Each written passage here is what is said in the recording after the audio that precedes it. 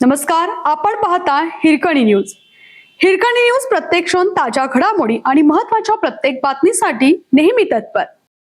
हौशी छायाचित्रकारांमधील स्पर्धा वन्यजीवांसाठी ठरते धोकादायक. वन विभागाने चाप लावण्याची गरज. ताडोबा व्याघ्र प्रकल्पात नेहमी दिसणारे वाघ अचानक दिसायचे बंद झाले. वन विभागाने बंगळुरूच्या एका वन्यजीव छायाचित्रकाराला ताब्यात घेतलं असून त्याची चौकशी सुरू आहे. वाघांच्या सुरक्षेचा प्रश्न समोर येताच यंत्रणा खडबडून जागी झाली. त्याचप्रमाणे सह्याद्री घाटातील जिल्ह्यातील वन्य प्राण्यांच्या सुरक्षेचा प्रश्न गांभीर्याने घेणं गरजेचं असल्याचं चित्र पुढे येत आहे. हौशी छायाचित्रकारांमध्ये वन्यजीव छायाचित्रण हा साहसी व प्रसिद्धीमुख प्रकार आहे.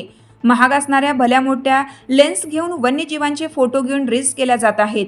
हौशी वन्यजीव छायाचित्रकारांची वाढती संख्या आणि सोशल मीडियावर प्रसिद्धी मिळवण्याची स्पर्धा यामुळे वन्यजीवांच्या सुरक्षेचा प्रश्न गंभीर बनला आहे. जंगल परिसरात दुर्मिळ पक्षी, प्राणी किंवा सरपटणाऱ्या जीवांचे फोटो टिपण्यासाठी अनेक जण नियमांचे उल्लंघन करत असल्याचे प्रकार समोर येत आहेत. वन विभागाचा अधिकारी हाताशी ठेवून जंगलातील पानवटे व अतिसंवेदनशील परिसरात स्थानिक लोकांच्या मदतीने जाऊन छायाचित्रण केले जात आहे.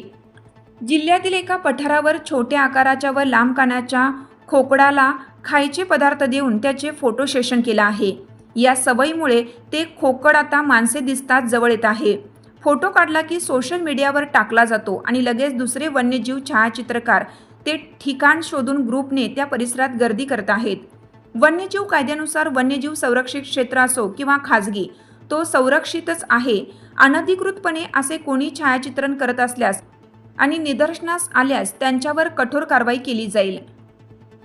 आपल्या हिरकणी न्यूज चॅनलला लाईक करा, शेअर करा आणि सबस्क्राईब करायला विसरू नका आणि रहा अपडेट.